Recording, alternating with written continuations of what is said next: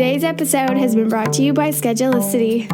And also by my 20-hour Yoga for Pelvic Health teacher training that is happening at Just Breathe Studio in Bermuda from March 6th to the 8th of 2020. Spaces in this training are limited, so if you are interested in finding out more, go to theconnectedyogateacher.com and look under trainings and events to find out more or to register.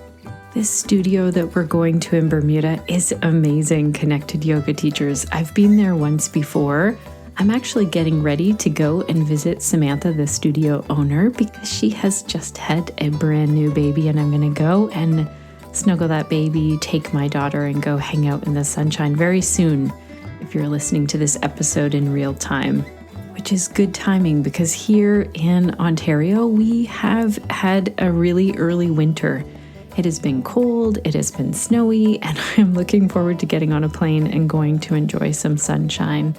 If you are new here, welcome to the Connected Yoga Teacher podcast. I'm your host, Shannon Crow, a mom of 3, a yoga teacher, and a trainer and consultant who works for yoga teachers.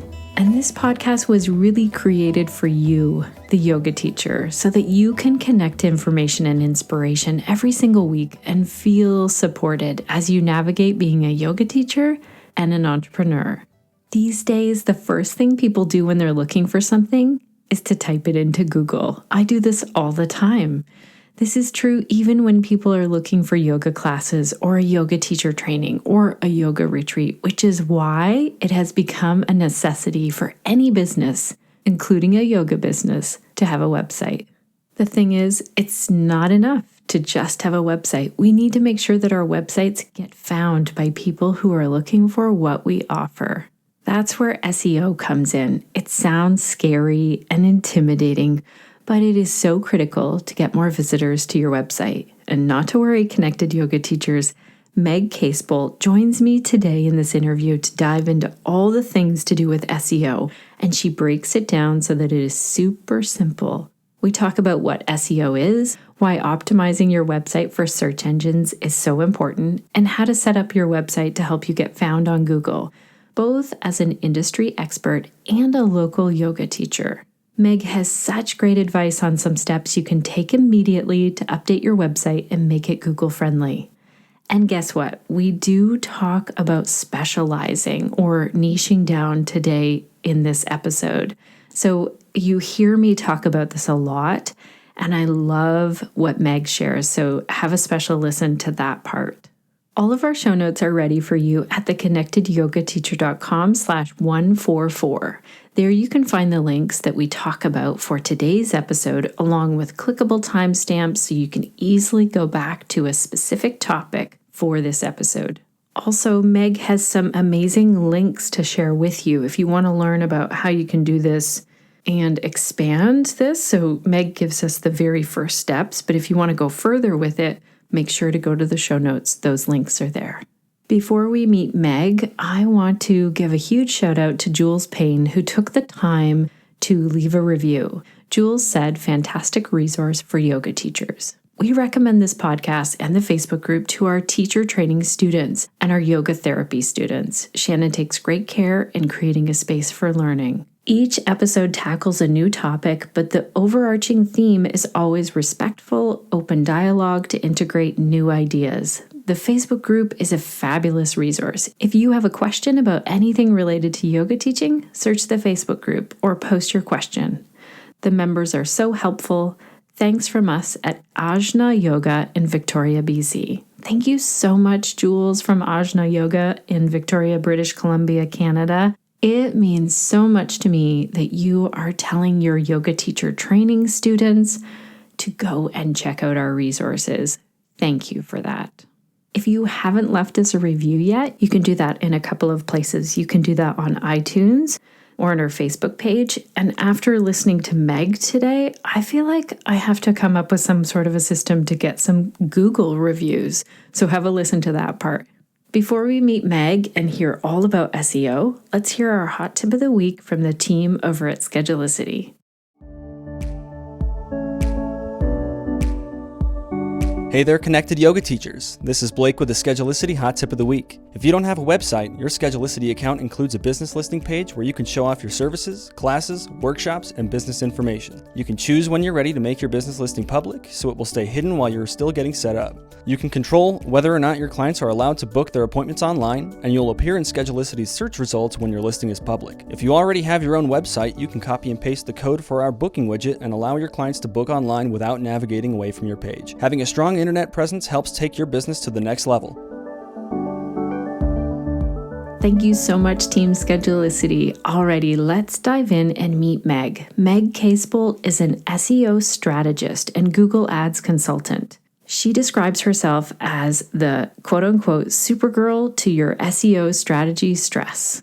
And since 2013 has been helping business owners show up in search results, get more leads, and sell more products with intentional, strategic content.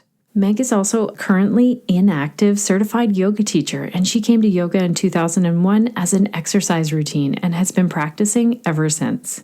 After receiving her certification in Bhakti Yoga, she taught yoga for 2 years from 2014 to 2016. So she has a unique and really intimate understanding of the challenges that we as yoga teachers face in our business, as well as the marketing and SEO strategies we need to get our message in front of the right people.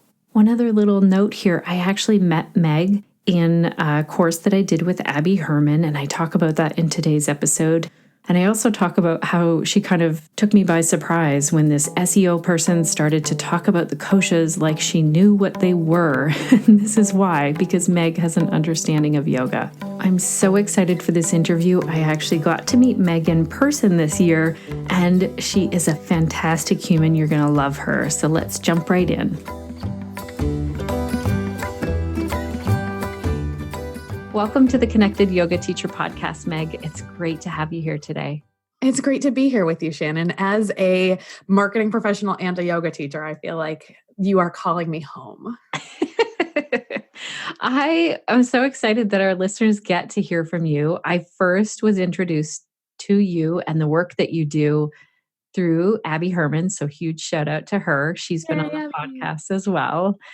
And so tell us, though, for those who don't know the work that you do, tell us who you are, maybe where you are, and what's the work that you do. Sure. My name is Meg. I live in Rochester, New York, which is closer to Niagara Falls than New York City, kind of that section of New York, the secret suburban way up north area. And I am an SEO specialist. And what does SEO mean? A lot of people throw around the term and people get a little overwhelmed by it. So SEO stands for search engine optimization. The easy way to think of it is how to get your business and your website found in Google search results. Okay. That's so good. I'm glad that you broke that down right away. I'm curious, when did you become an SEO specialist? So I started my business actually right after I got my yoga teacher training certification. So that was 2013. I feel like this happens to a lot of people. I wonder if you've heard this a lot too, where people go through yoga teacher training and in the process they're like, oh my God, I hate my job. I need to do something else.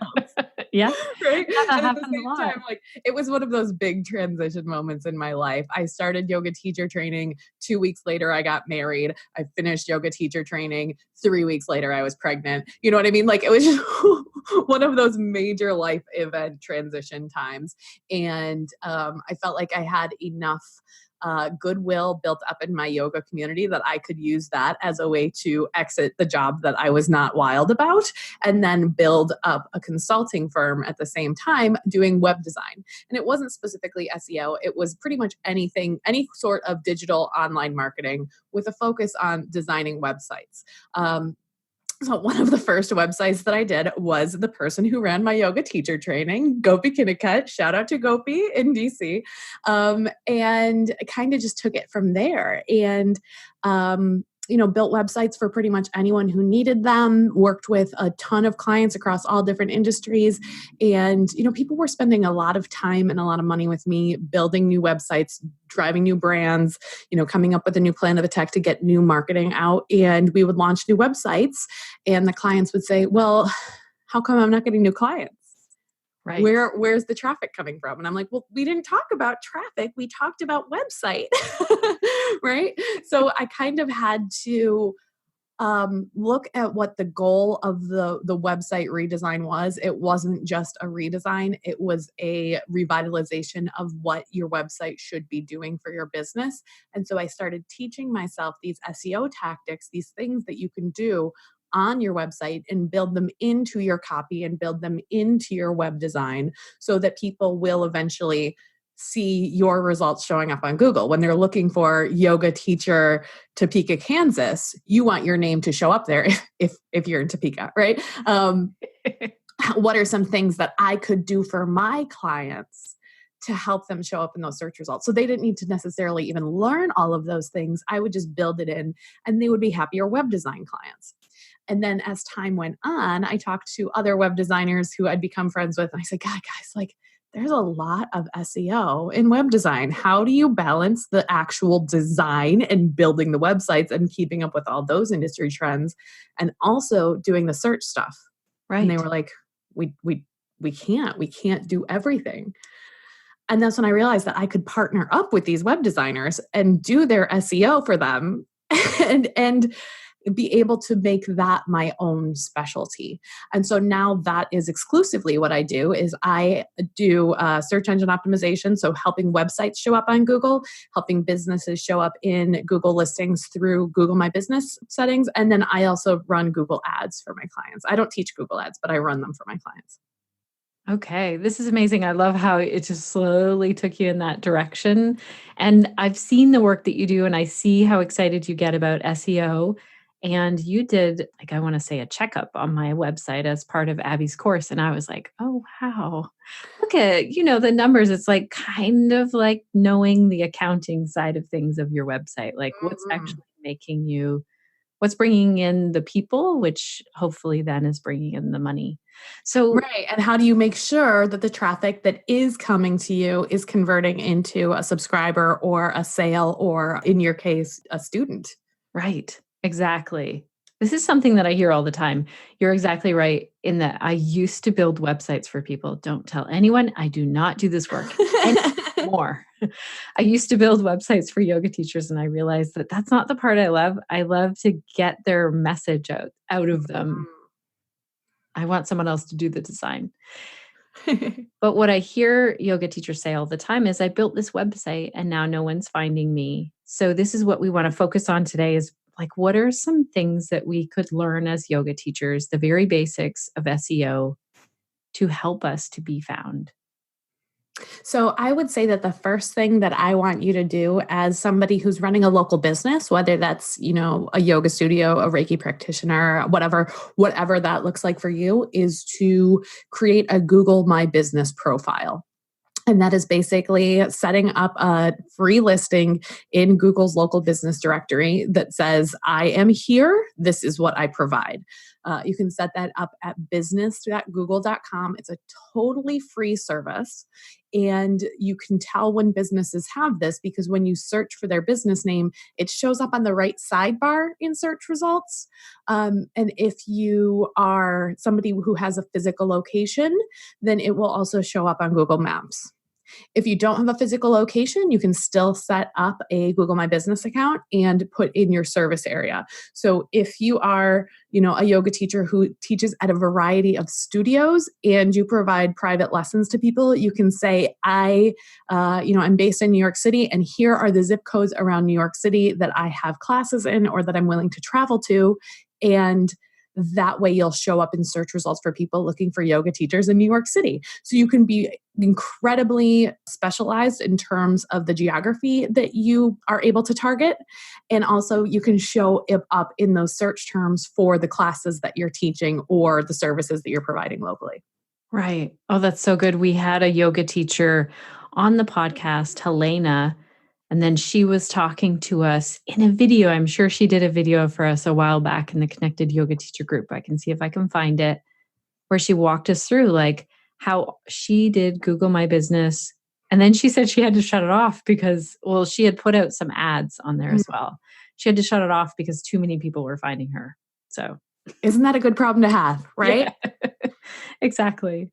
And then that's a sign, when you have the leads and you have the marketing going well, okay, now it's time to either change your prices or change the way that you serve people or change your capacity in some way. But that's an excellent problem to have, It is. It is. That's a problem we all wish we had. Exactly. So, Oh no, too many people want to hire me. I guess I need to double my rates or I need to sell out my classes, especially if you're getting paid by the head. Yeah, you definitely want to have that happen. exactly. So how long do you think it takes to set this up? You said it's free, 15 minutes. 15 minutes. So By 15 the time minutes. you and I are done talking on this podcast, you could have Google My Business set up. That's amazing. Yeah. Is there anything that people need to remember when they go to set that up? Any like special tips or tricks? So if you do have a physical location, if you're running a studio or you have an office space, you can put that in there. If you don't, you can just click a little button on there that says, as you're filling it out, you're still going to have to put in address. You can put in your home address. People will not come to your home. Google will not show it. You just need to click a box that says, I deliver goods and services to my clients at their locations. And if you put that in, you will get a postcard in the mail that verifies that you actually do live there and own the business. I think now you can also do it as a text message that they can send you immediately. There are a couple ways that you can verify your business. Sometimes when I say like it'll be done in 15 minutes plus 3 days for the postcard to arrive. Right. Or, there might be some sort of verification going on.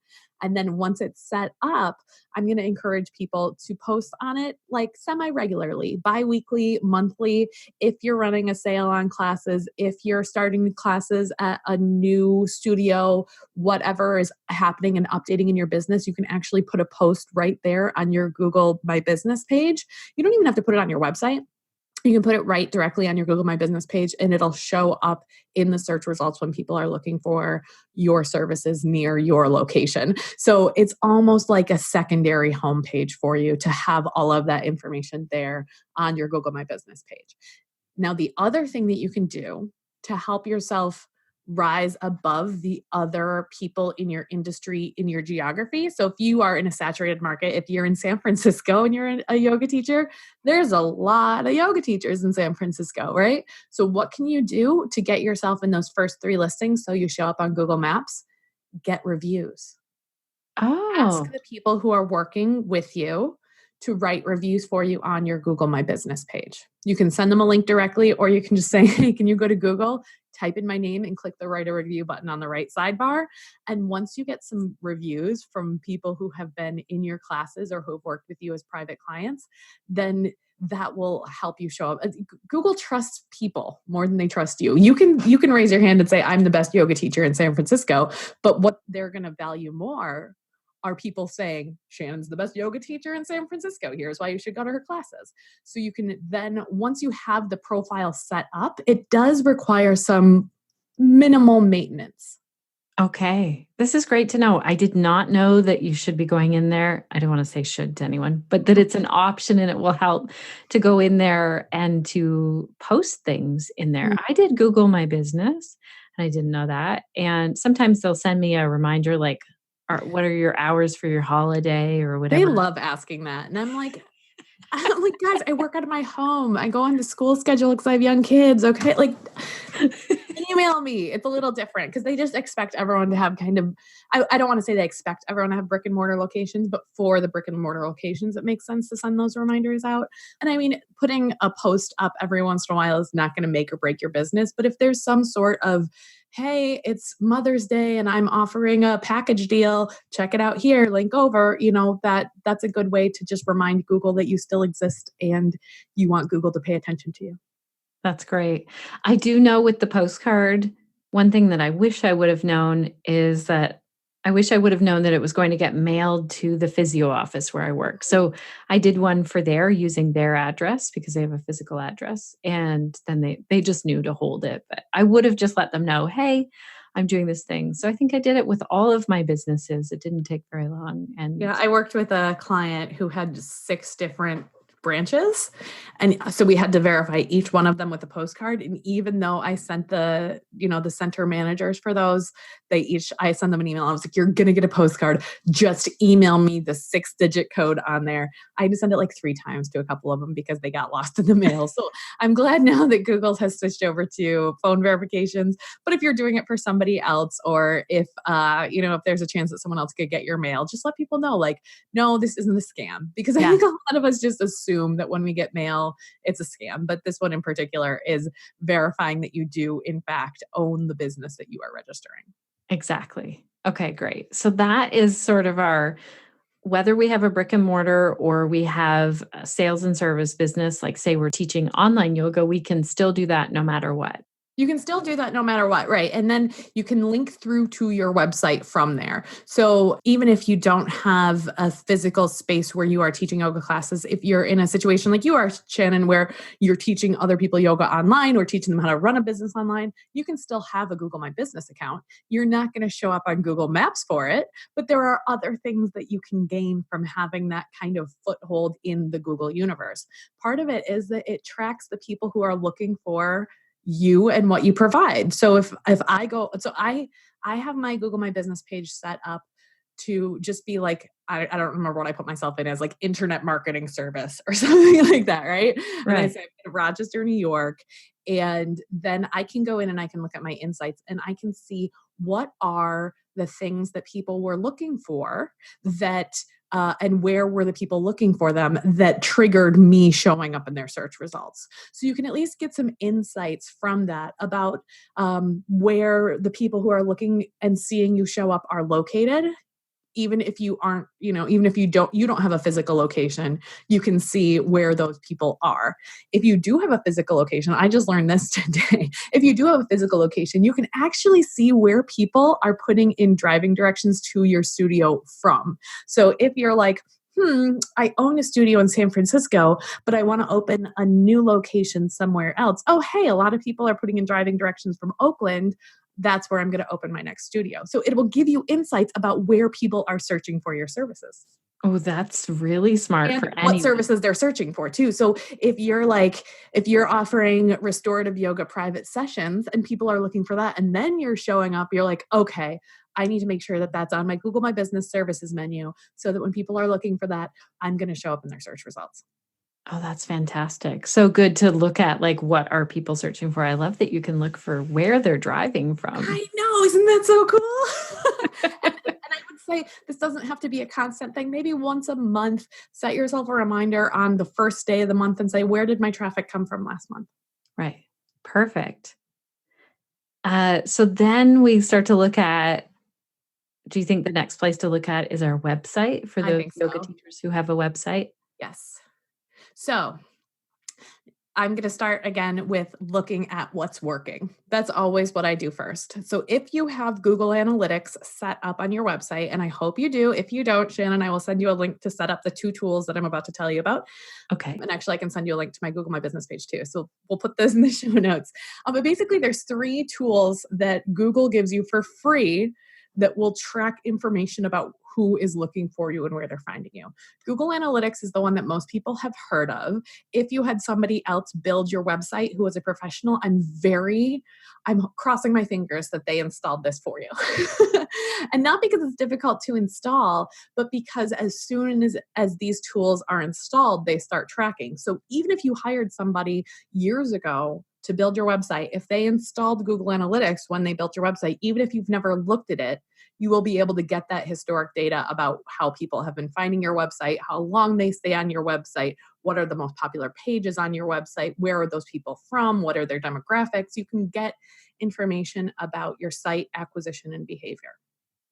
So if you don't have Google Analytics, even if you have nothing else that you're taking from this conversation, go put Google Analytics on your website, please. Right. Even if you're not going to do anything with it right now.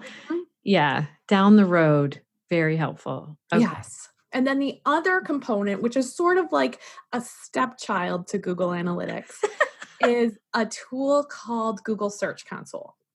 And Google Search Console will tell you everything that people are searching for, which pages they're searching for, the exact queries that they are putting in to find you. So what exactly are the words that they are putting in?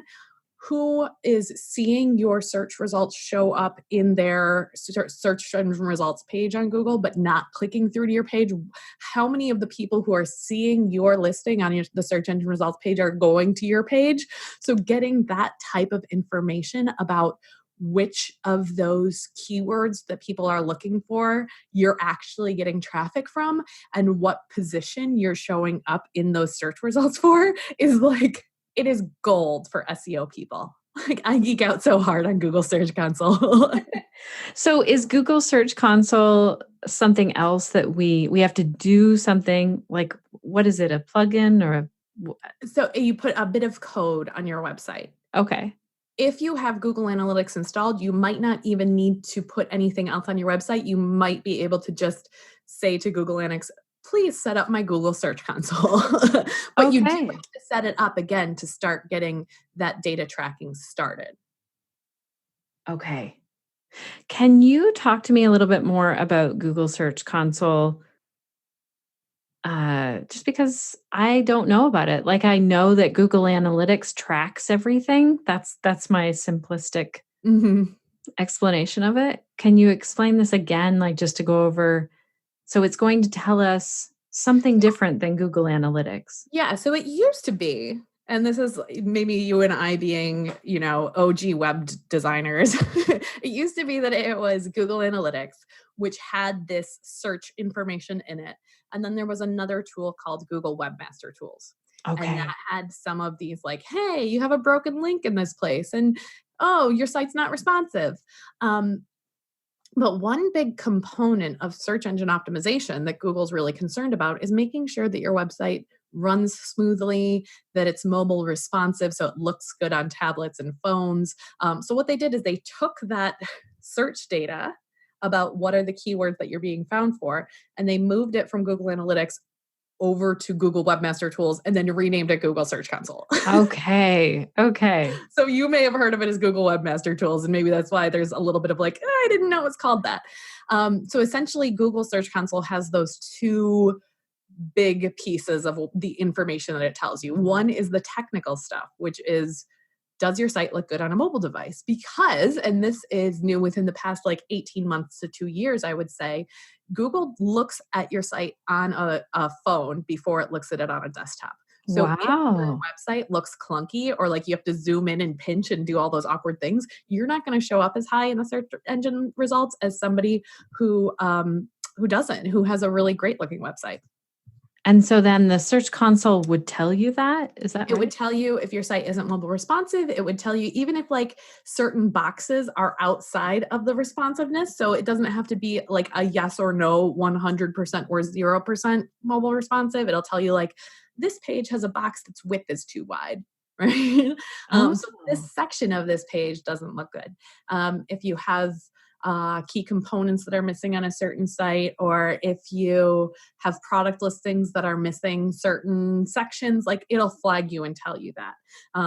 Or, some of your fonts are too small. Like it can be a little bit annoying, honestly.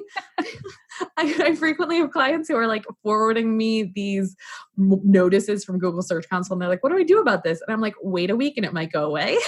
Right. And if it doesn't, then we'll go in and we'll take a look at the code and figure out what's going on. But basically, like if you are bringing people into your website and then saying, go to this page, and then they get page doesn't exist, Google doesn't want to send people to your website anymore. Right. So it's telling you, here are these problems you can fix so that we want to keep sending people to your website. Oh, that's great. That's fantastic that there is something like that.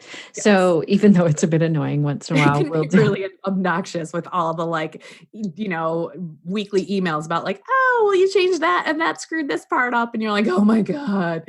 So it's not just you guys if you're getting those. It's me too. This is my job. And I'm still like, please, no Google Search Console.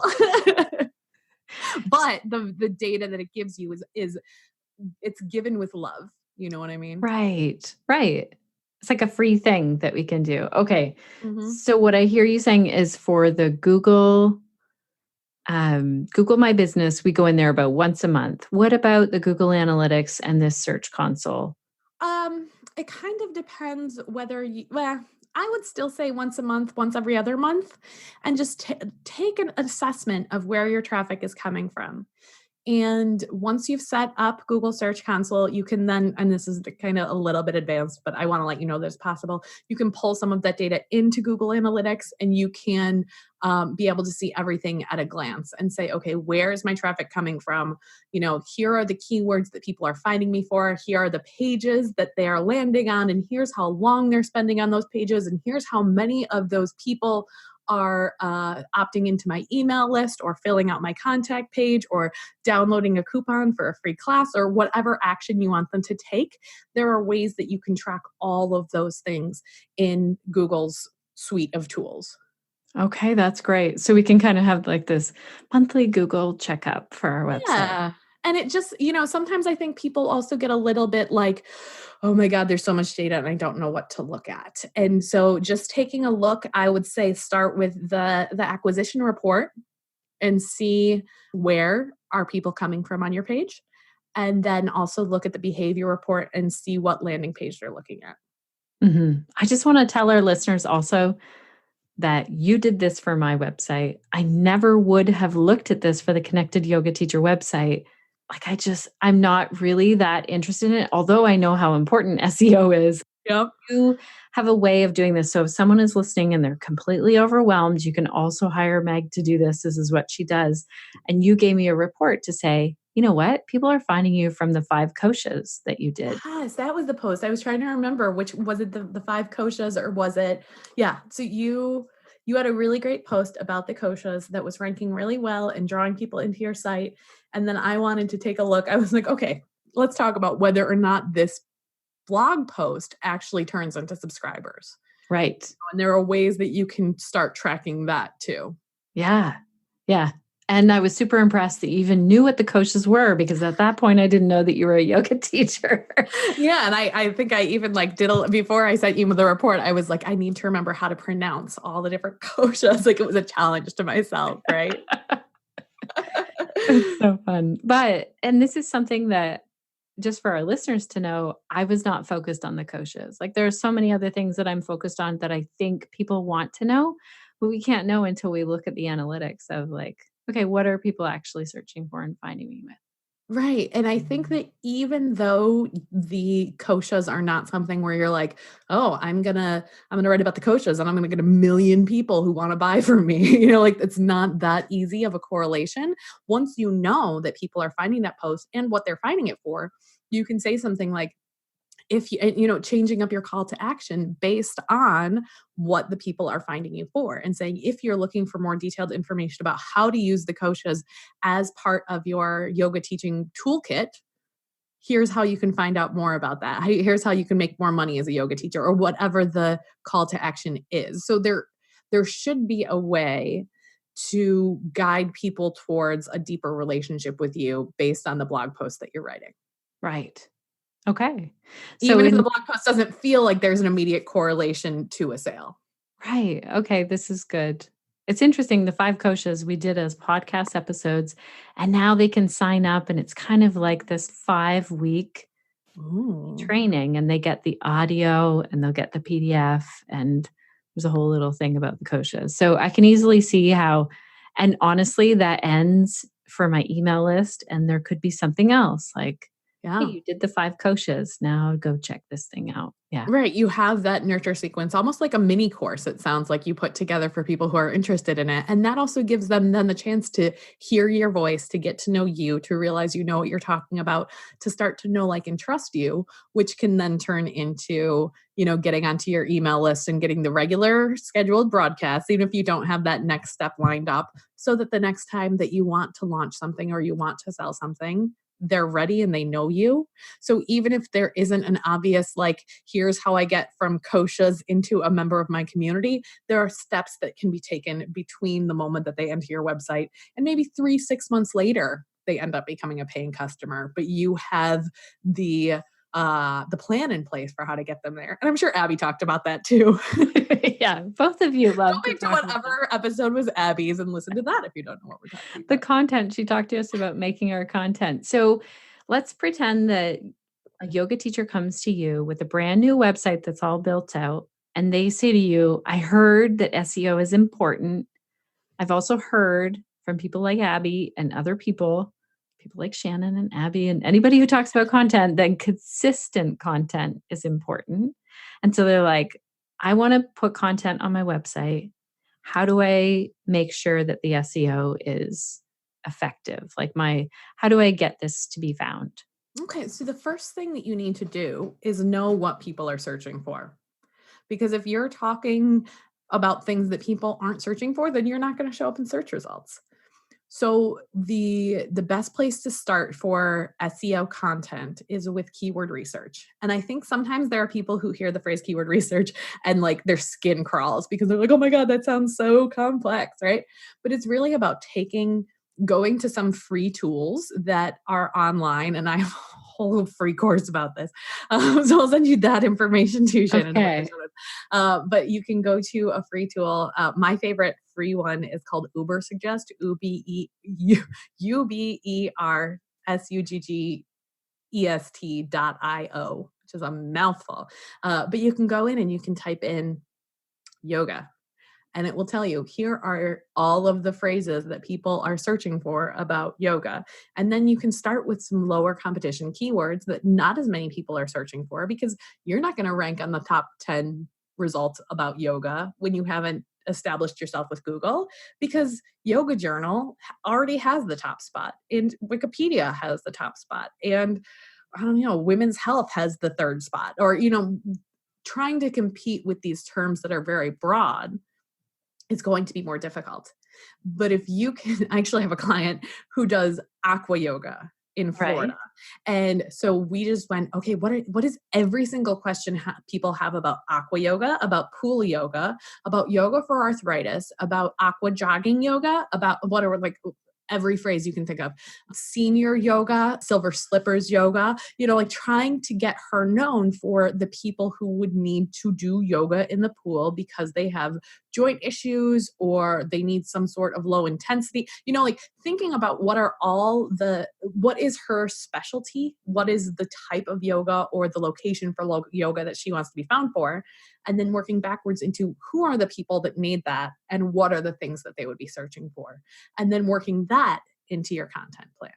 That's amazing. I feel like I know who you're talking about. I feel like it's Krista. It is Krista. Yes.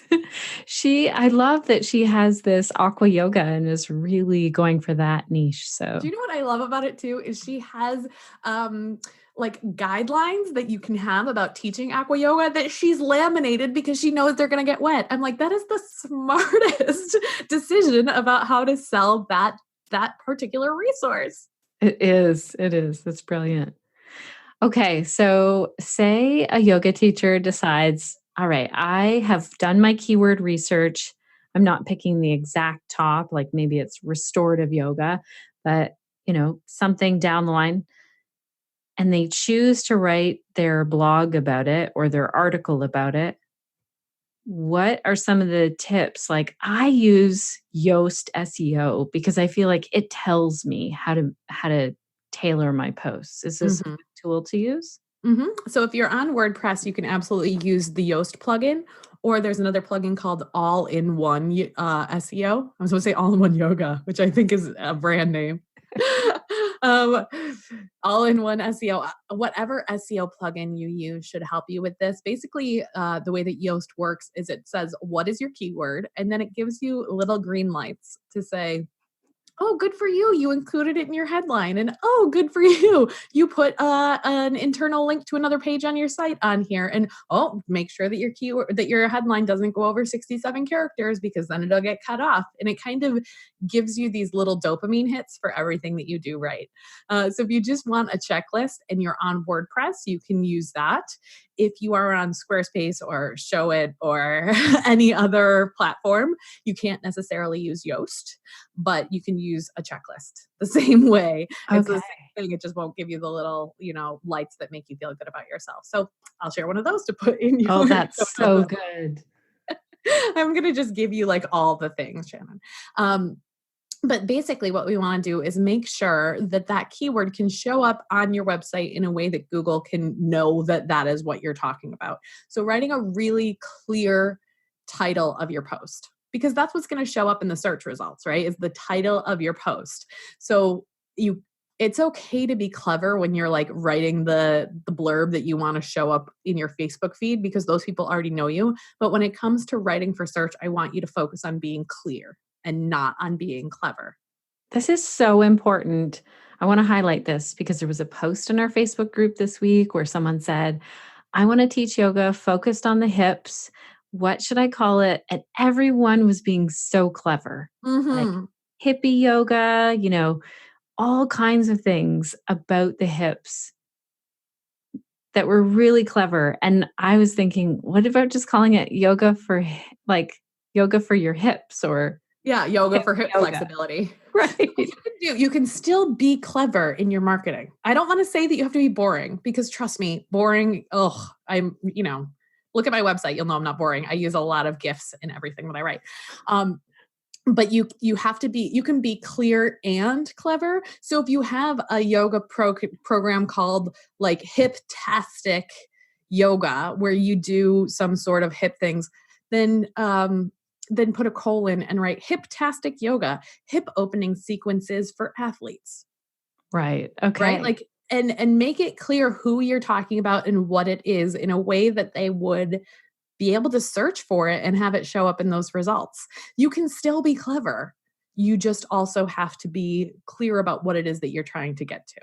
Yeah. And the other note about this is that someone said, call your class Happy Hips, which sounds really good, except it doesn't have yoga in it.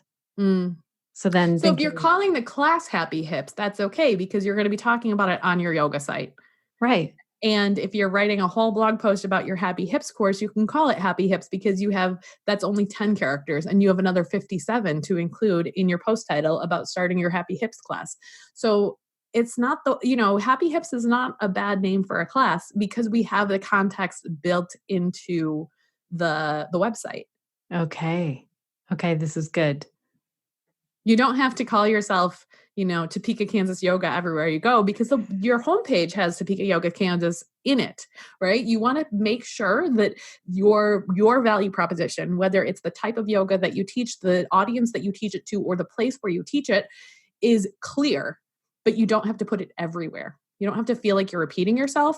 You do have to be redundant, which is a strange thing to say, right? Like if you have a brick and mortar location, you want to have the name of your studio, your address, and your phone number in the footer of your website. You want it to be on the contact page of your website. You want it to be on the about page of your website. Like, you want that information to show up in some key places.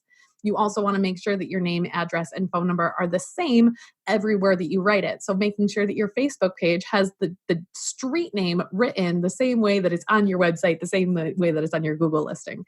We want to be redundant, but we don't have to repeat ourselves and say, Topeka, Kansas Yoga. That doesn't have to be the name of your studio. Right. In order for people to know that that's who you are, where you are, who you serve.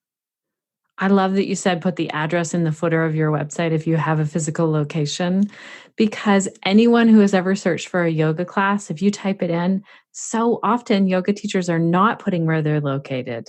Yes. And even if you don't have a physical location, that's okay. You can still put in your footer yoga teacher in these towns, or yoga teacher in the Denver metro area, or wherever. You can be a little bit vague. If you don't want, none of us want to put our home address around the internet, right? But maybe some creeps do. Maybe there's something going on there. But we don't have to give away the farm to be able to get found, but we do have to give people the information that they need to make a decision. Right. Oh, this is important then. So if we are going and traveling to people's homes and teaching yoga in their homes, we can still put that in the footer of the website. You can put that in the footer of the website, and you can even say in-home private yoga available in a 20-mile radius of Saratoga Springs, New York. Or you could say, in-home yoga available in Saratoga Springs, New York, Ballston Spa, New York, Malta, New York. You could list out the towns. And yeah, it's a little awkward, right? Like you want to make sure that it's still conversational because you don't want people to feel like you're just throwing a list at them to appease the Google gods. But you do want to make it really clear either what your service area is, or like I said, whatever that specialization is that you have, whether it's a geographic specialty, an audience that you serve, or a type of service that you offer, make that really clear. But make it conversational too. You can still be fun. Right. Is there anything else that you see where you're just like, oh my gosh, if yoga teachers knew this about SEO and their websites, it would make a huge difference, just small things? I think it just, especially if you're teaching local classes, be okay with saying that these are the places that you teach. I think you're totally right that I've looked for yoga teachers near me and they don't say where they are. And that's true too. I just looked at a photographer's website and she was in El Paso, Texas, and it said it in one place in her about page. And I was like, I can't hire you. I'm in Rochester, New York, right? So what if you are geographically confined, then let that be a benefit and not a drawback.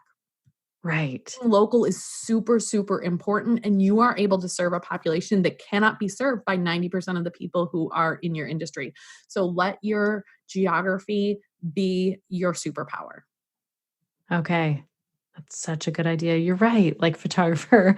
And this happens also if, say, I type like London yoga teacher, I will get London, the UK, London, Ontario. So it really does help if they have very clear address on their site. Yeah. And if you are, teaching online courses, you can specialize in a different way. I'm not saying that the only people who can be helped by SEO are people who have these geographic constraints.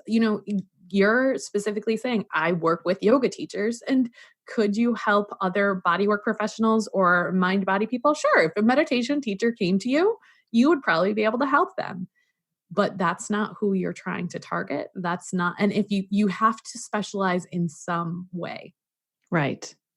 Yeah, it makes it so much easier when you specialize and just focus in. Oh my God. One of the things that I'm always saying is you have to be found for one thing before you can be found for everything. So figure out what it is you want to be found for first and pursue that. So if you teach Bikram yoga and Vinyasa yoga and private classes and public classes and community classes, and pick one, write about one first. You don't have to spread yourself so thin at first. You can get found by one thing. And then once you feel like you've established a foothold in that expertise, then you can write about something else. Oh, this is a great way to think about niching down, because I'm always telling people, let's niche down. Like, let's just close in. But you're saying that's okay. Do all the things that you love to do, but let's just talk about one thing for now. Yes. And I think people are afraid of niching because they think, oh, if I specialize in, I like using specialize instead of niche. I feel like it sounds a little bit more positive because people are afraid of niching. Yeah. If I specialize in something, then I'll leave out this whole population. And Seth Godin calls it your smallest target market, your smallest possible market, because those people, when they find you and you are a restorative yoga teacher and a Reiki professional, then you might think to yourself like, no, nobody wants that. But when people find that, they're going to be like, yes, this is exactly what I've been looking for. And they're going to hire you that much faster because you're not just a generalist. Like, you are a specialist and you have made the decision to offer what they want. And the more you specialize, the easier it is for people to trust you. So it's okay to specialize in one thing, establish your credibility, book your calendar with it. And then if you're like, oh man, all of these Reiki sessions are making my arms hurt. Okay, now it's time to move into meditation so that you can take a breather, right? But find the one thing that people are looking for, book your calendar with it, and then diversify. Right. Okay, this is so great. Is there anything else that you can think of in terms of SEO for our website that we might be overlooking? So we have our location on there, we get that on there, we specialize, we put our specialty on there. I would start with that. I don't want to get too in depth with all of the, now we need to start talking about content strategy, Right. or we need to talk about getting links into your website. I don't want to go too deep right now because I don't want to overwhelm people with a task list. Right. It's so good. Is there a resource that you love? Like if someone was like, okay, I want to learn about SEO, like you have some amazing resources. We'll definitely link to all of those. Is there anything else? Like is there some way that I'm thinking that our yoga teacher listeners could just try one thing? Like, okay, this week or this month, I'll do this one tiny thing. I would say the biggest thing that you can do is set up that Google My Business listing, whether you're online or local. Get it set up and fill in all the form fields. It shouldn't take that long, but it's and then if you feel like you have, oh well, Meg, I already did that. Okay, go ask someone to write a review. Okay. All right. That's a good thing. There are That's your like a 2 steps. great. But don't ask everyone to write a review at the same time. Don't email everyone you've ever worked with and say, go write on my Google page, because Google's going to think they're spamming you.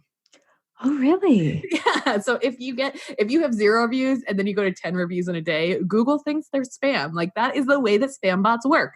So ask for reviews on a rolling basis. If you have a private client that you're working with, then maybe you want to say, hey, if you go write me a review, I'll, before the next time that we start our new sessions, that would be great. Find a time that makes sense to ask for reviews and then work that into your processes. Oh, that's a great idea. I didn't know that Google would see that, but it makes sense. And it's also technically against Google's terms of service to give an incentive for a review. So you can't say go give me a review and I'll give you 20% off your next class. Like, technically that's not allowed. So you can ask for reviews. You also can't say to this, and it's really hard for Google to track this, but I like to tell people what the rules are. You can't say to people, hey, how'd you like the class? Oh, you didn't like it? Let me send you to this form. Oh, you did like it? Please give me a review. That's called gated reviews, and you're not supposed to do that. So if you're going to ask for reviews, you can selectively request them, but you can't screen people before you ask them. Like, if you were to send out a survey to people and only send review requests to people who are positive, that could be seen as a little bit shady. Right. It totally makes sense. Catches that. I'm just telling you what the rules are. That's so good, because we don't want to be like paying people off to leave reviews, and we want to hear from everyone. Like, how are the services? Okay. Right. And I think a lot of times if you're running like a studio and you have something like Mind Body set up to make those transactions for monthly passes or something, you could add that into your workflow and add in a review timer or a review plugin to that. I'm not sure how Mind Body works with it, but you can set it up after a certain number of classes to say, hey, I noticed that you've been enjoying classes lately. Would you be willing to leave us a review? And that way it's not all happening at once, and it's not gated in any way. It's not, being screened in any way. But you're still asking people for reviews because they're happy to give them, but nobody goes out of their way to write reviews unless they're mad at you. Right. It's so true. This is the human experience. We're really quick to complain and we're not so great to share praise. But when you ask for the review, people will give it to you. Oh, I love it. I love this idea of like it being part of our workflow. Mm-hmm. So maybe there's a trigger and someone's been with your studio for, 6 months or something. Mm-hmm. Like, so great to see you coming back after 6 months. Could you leave us a review on the website? Or if you have some sort of, 30-day trial pass at the end of that, say, we'd love to have you again. And also, could you write us a review, and put it right into that follow-up email as part of your workflow. Okay. This is great. So much information. And I love how you make it very clear and simplify it and just say, like, start here and you can grow and build, and there's tons of stuff you can learn, or you can hire someone else to help you with it. Yeah. And sometimes you want to outsource it because there's a lot to learn, especially some of that analytics tracking stuff. Even if you just hire that out and have somebody come to you every month or every quarter and say, hey, look, your search traffic was up. Here's what you should write about next. Or, oh, I just saw that people aren't looking for you from here anymore. So let's figure out what we can do about that. Coming up with a strategy can make a big difference, but it can be hard to it's the thing that you always procrastinate for your own business because it's not urgent. Right. So if you can hire somebody else to hold you accountable on some of those marketing strategy pieces and monitoring your traffic, then that can also be huge in helping you make those incremental changes that are hard to self-motivate. That's so true. And if yoga teachers are thinking, well, I could learn how to do this, I just want to tell them, you know what? You could also learn how to be a plumber and like build, but focus in on the work that you really want to spend your time doing. Exactly. And you can, and I don't want to say that search is better than social. And so you should learn search instead of social. Like if you're getting enough traffic from social, then great, good for you. Awesome. But make sure to check that traffic. Right. I'm not saying search is the only thing that you should check in your analytics. You can also see, hey, are people coming from Facebook or are they coming from Instagram? And how many of them are actually it's kind of hard with studios to say how many of them are coming in after seeing a Facebook post. But there are things that you can track. So start figuring out what in your marketing is working, whatever your marketing is, search or otherwise. Yeah, this is so true. I had a yoga teacher say, oh my gosh, all of my traffic is coming from Pinterest. And so she just said, I wasn't really focusing on Pinterest. I was kind of doing Pinterest, Facebook, and Instagram. I'm going to focus more on Pinterest. So the thing that I would tell her, and this is just my unsolicited advice, is make sure that that traffic is converting. Because a lot of people can get traffic from Pinterest, but it does not always convert into subscribers or sales. Make sure that it's not just traffic that's kind of fluffy traffic that comes and looks at your page for 10 seconds and leaves. You want to set up an analytics goal to figure out whether or not those people are turning into what you want them to do, because there can be a lot of crap traffic out there. It's more important to get people who are going to eventually give you money than to get all the traffic in the world. Oh, this is good. Thank you so much. That is so important. There's my caveat: quality over quantity when it comes to traffic. I do not care if you have 1 million people coming to your website. If none of them buy from you, that's not useful. Right. Look at your conversion rates. Oh, that's so good. Thank you so much for this, Meg. If people want to get in touch with you, work with you, or find out more about you, how do they do that? You can check out my website at megaboltdigital.com. I will send over all of those endless resources I just shared with you, Shannon. You can also, the place where I hang out the most is on Instagram. So you can find me over there at megaboltdigital. Okay. All of you connected yoga teachers are going to love her website. I just know it. All right. Thank you so much. Thank you. Well, you guys have a great day.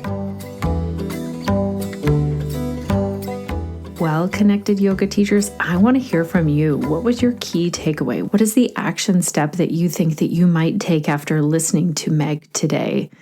I went on Google My Business actually and realized that I had Mama Nurture on there, the connected yoga teacher, my own personal yoga business, and I needed to add in the pelvic health professionals.